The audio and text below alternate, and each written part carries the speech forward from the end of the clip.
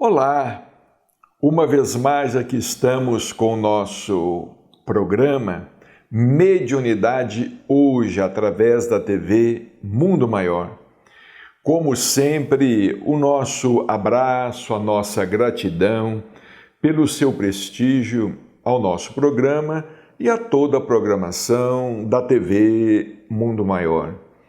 Sem dúvida alguma, nós temos muito que aprender com Chico Xavier, um grande mestre, um espírito iluminado, um missionário, médium, e mais do que médium, um profeta, um grande espírito, um dos maiores espíritos, não é que nós já tivemos aqui sobre a Terra, sem dúvida alguma. E nós já tivemos oportunidade de escrever, de publicar muitos trabalhos sobre Chico Xavier.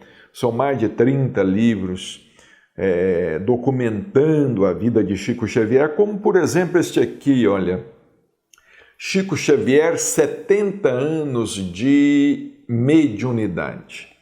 Quando Chico completou 70 anos de mediunidade, nós publicamos pela editora Didier este pequeno livro, contendo muitos ensinamentos, muitas lições de Chico Xavier, não é? E que nós aprendemos muito.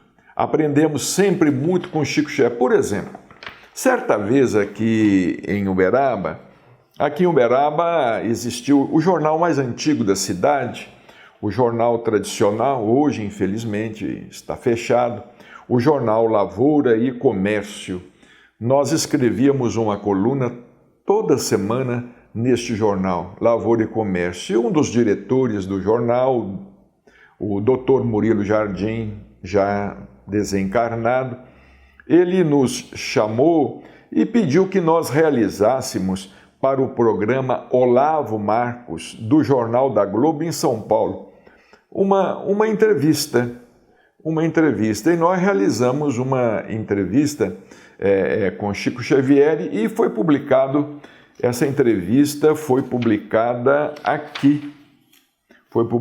aqui neste livro, Chico Xavier, 70 anos de mediunidade. Essa entrevista foi feita em abril de 1993. Está aqui, tem até um retrato aqui. Eu era criança quase, olha aqui, era um menino. Estava lá na Comunhão Espírita Cristã, não sei se vocês estão conseguindo ver aqui. Saudade desses tempos, né? Com Chico Xavier lá na Comunhão Espírita Cristã. E Chico tratou de vários temas, e que são temas atuais. Por exemplo, o que é a vida? O que é a morte? Foi perguntado ao Chico. Chico respondeu: estamos à frente de uma indagação que deve ser endereçada aos sábios do mundo, e não a um imperfeito e pequeno servidor da fé religiosa, qual me acontece. Ainda assim, posso dizer que me vejo simbolicamente na condição de lagarta que conseguisse viver durante longo tempo e que, por isso, enxergasse muitas lagartas companheiras se cadaverizarem na forma de casulos aparentemente secos e imóveis, e se transformarem logo após em borboletas que vencem alturas, surpreendendo-se com um belo fenômeno sem possibilidades de explicá-lo. Que parábola linda, né? Para falar sobre a vida e sobre a morte, né? Chico dizendo que ele teve a oportunidade de, na condição de lagarta, ele teve oportunidade de enxergar muitas lagartas companheiras que se cadaverizaram na forma de casulos, aparentemente secos e imóveis, e que depois se transformaram em borboletas que vencem alturas. Quer dizer, ele na condição de médium, né, vendo os espíritos, né, tendo oportunidade de ver os espíritos de muita gente que partiu, de muita gente que deixou o corpo. Em seguida, outra pergunta foi feita a ele. Violência no mundo. Estaríamos vivendo o fim dos tempos? Violência, sinal dos tempos? Olha, em 93, 2003, 2013, 2023, quase 30 anos. Estaremos vivendo o sinal dos tempos? Porque a violência, infelizmente, continua, não é? Chico respondeu, permitimos-nos uma contra-pergunta. Não será a violência o resultado de nosso pretendido afastamento da fé religiosa, segundo o materialismo da inteligência deteriorada, que tenta convencer-nos de que não passamos de animais sadios ou doentes na civilização? Olha que pergunta contundente, né? A violência não é resultado do nosso afastamento da fé religiosa? Do homem afastando-se de Deus, das coisas do espírito, segundo o materialismo da inteligência deteriorada, que tenta convencer-nos que não passamos de animais, não é? Os materialistas tentam nos convencer que não passamos de animais. O homem é um animal. Alguns são sadios, alguns são doentes da civilização, não é? Aí em seguida foi perguntado, olha, pergunta atual, erotismo e pornografia. Qual a razão de tantas publicações sobre esses assuntos? A educação sexual é necessária? Principalmente hoje em dia, né? Na televisão, nos programas de TV, não é? Nesses programas aí, nesses reality shows da vida, não é? Erotismo, pornografia, até quase sexo explícito, não é? A educação sexual é necessária? Resposta de Chico. A primeira pergunta, a nosso ver, é assunto pertinente às autoridades da imprensa, às quais precisaria caber o encargo de fiscalizar a santidade e o proveito dos artigos que a própria imprensa escrita ou rádio televisada fornece ao mercado das ideias para o consumo dos leitores. Fornece ao mercado das ideias para o consumo dos leitores. Quanto à segunda indagação, que era sobre educação sexual, Chico disse, cremos que a educação sexual é assunto a ser conduzido seriamente no futuro, porque no presente, em nosso âmbito pessoal, ignoramos onde estarão os professores para semelhante disciplina. Olha como é que ele não deixava de ser contundente, né? Quando era preciso, né? Onde é que estão os professores? Quem é que vai? Qual é o professor que vai dar aula de educação sexual? Estará em condições éticas, né? Apto eticamente a dar aula de educação sexual? Porque até o momento, as tentativas que temos observado um desastre. Elas têm sido realmente um desastre, né? Uma falta de ética. Olha outra pergunta. O aborto Acabou de ser aprovado aí na Argentina, na Argentina, o aborto indiscriminado, não é? E vários países estão aí clamando pela legalização do aborto. Foi perguntado, aborto é a favor? Por quê? Ele respondeu, acreditamos que tanto é um delito grave assassinar uma criança na via pública, quanto exterminá-la em falso regime de impunidade no ventre materno. Vejamos aqui a opinião de Chico Xavier, né? Tanto é um crime assassinar uma criança na via pública, não é? Quanto exterminá-la em falso regime de impunidade. Falso regime de impunidade por quê? Porque a lei vai cobrar, não é? A lei divina vai cobrar, não é? Sem dúvida alguma, lei de causa e efeito, né? Aí em seguida perguntou, como devem ser os espíritos de pessoas que cometem atentados, como os que feriram o presidente dos Estados Unidos e agora o Papa, né? Deve ter sido o João Paulo, né? João Paulo II. Qual o remédio para a humanidade superar essa fase? Resposta: líderes respeitáveis, quais sejam os papas e presidentes de nações, são responsáveis diretos pela segurança de milhões de pessoas.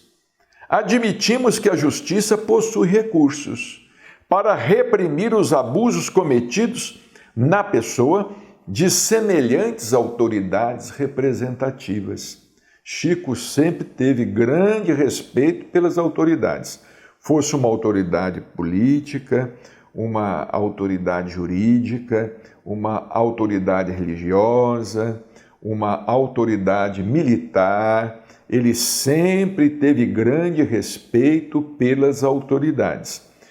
Quanto às normas de acatamento à personalidade humana, cremos com os benfeitores espirituais que opinam no assunto que um código de respeitabilidade, instituído pela imprensa escrita e rádio-televisada, sob a regência de um conselho digno da própria imprensa, independentemente da censura oficial, patrocinadora das liberdades públicas, poderia efetuar a triagem dos temas e das imagens fornecidas ao público.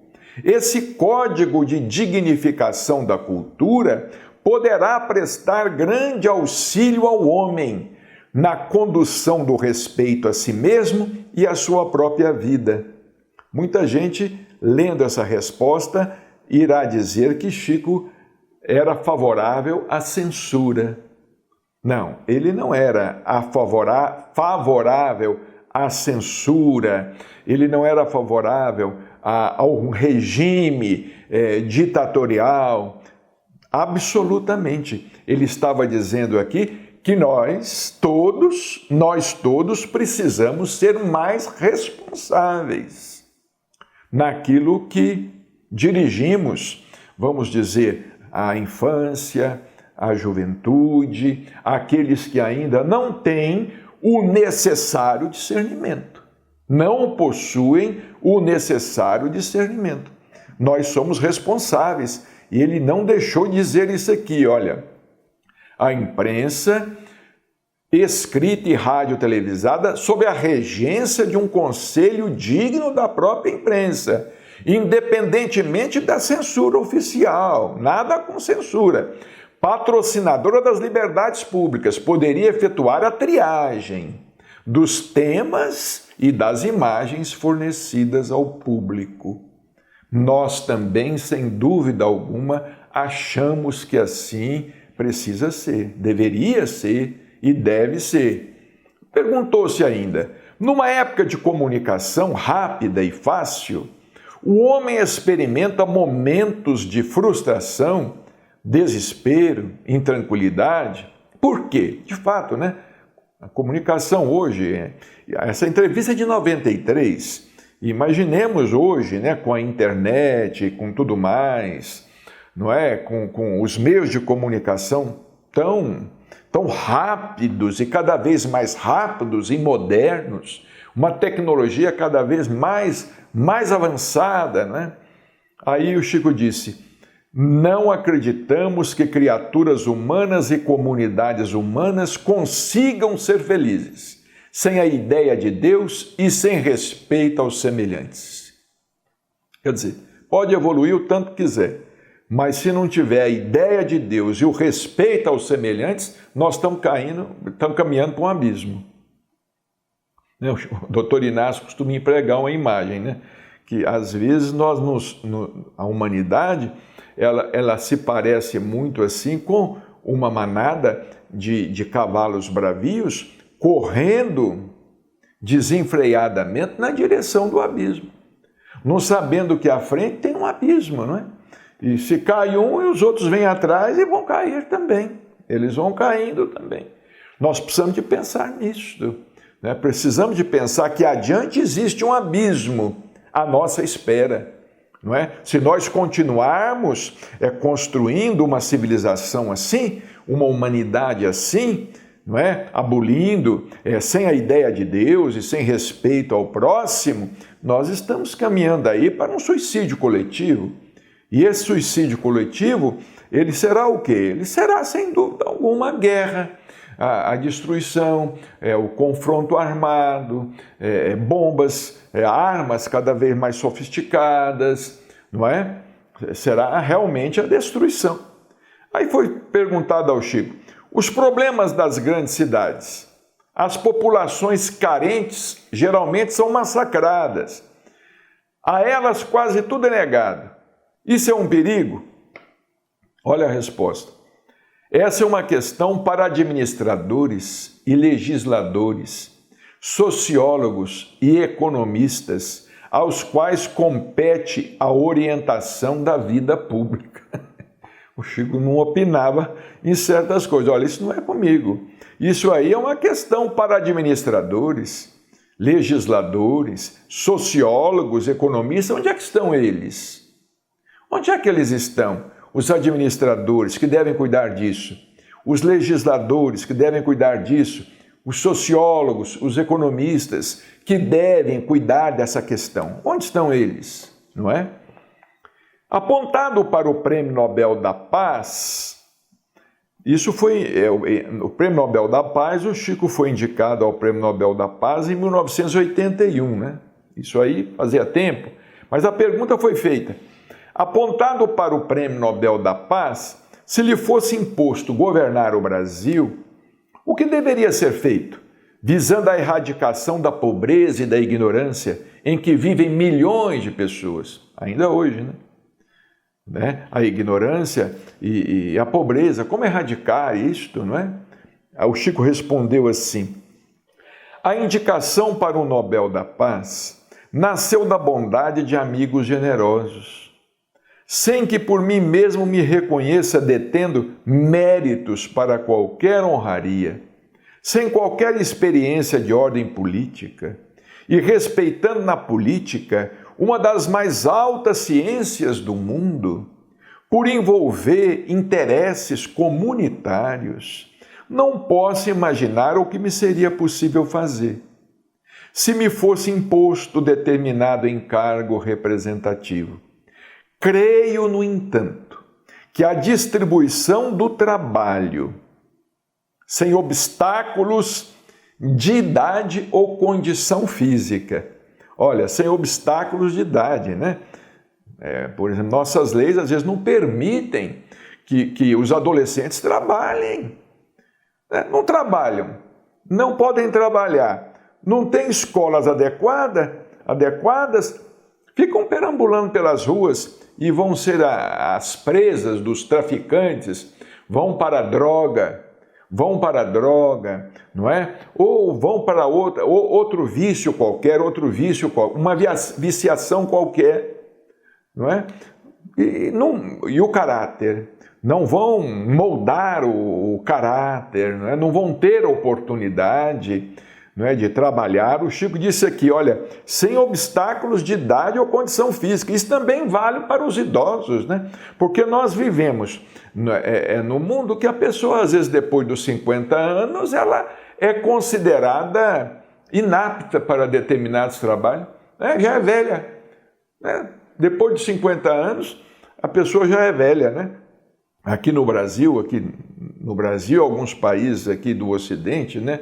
Lá no Japão eles têm o maior respeito, por exemplo, pelos idosos, pelas pessoas idosas, né? Aquele culto dos ancestrais. Mas aqui no Brasil a pessoa passa dos 50, 51 de idade, já não serve mais, já deve encaminhar para a aposentadoria, já é um velho, ultrapassado, vencido, precisa colocar um jovem, etc. Então o Chico disse aqui, olha, sem obstáculos de idade ou condição física, para o acesso às atividades profissionais e a obrigatoriedade da escola gratuita, pelo menos em se tratando das bases de ensino primário. As comunidades infanto-juvenis poderiam colaborar decisivamente na erradicação da pobreza e do analfabetismo no campo de nossa vida coletiva, não é? Amparar a criança e o jovem, né? Como ele disse aqui, as comunidades infanto-juvenis. Aí a última pergunta que foi feita, né, para este jornal lá, em abril de 1993, foi realizado para o programa Olavo Marcos, do Jornal da Globo, em São Paulo. Nós nem sabemos se este programa Olavo Marcos continua existindo. Provavelmente não, né? Foi perguntado, o Espiritismo confronta com o catolicismo? Muita gente faz essa pergunta. Olha a resposta de Chico, né? Não vemos luta competitiva entre a doutrina espírita e as religiões tradicionais que zelaram e continuam zelando pela memória e pelos ensinos de Jesus. Ante o Evangelho do Divino Mestre, a doutrina espírita é portadora de princípios que aclaram com segurança as lições do Cristo, sem qualquer pretensão de superioridade sobre as organizações cristãs, sempre dignas do maior respeito. Só Chico Xavier para dar respostas com essa grandeza, né? Com essa grandeza, com essa sabedoria, sem ferir quem quer que seja, lançando luz, fazendo luz, né? Apenas Chico Xavier com essa sabedoria, não é? Como é que está também aqui neste livro, reeditado, é um relançamento feito pela editora Lep, este livro Kardec Prossegue, de Adelino da Silveira. Quinta edição deste livro, ele estava esgotado e agora ele foi reeditado pela Lep, você poderá adquiri-lo. Temos aqui, Adelino colocou uma coletânea de frases de Chico Xavier, pérolas de sabedoria. Por exemplo, existem dois tipos de renúncia. A renúncia produtiva, que gera para o bem, que gera o bem para os outros, e a renúncia vazia. O amor tem várias gradações. A mais alta delas é amar sem possuir. Basta esta, né? A mais alta forma de amar é amar sem possuir. Chico Xavier. Um grande abraço, muita paz e até o nosso próximo encontro.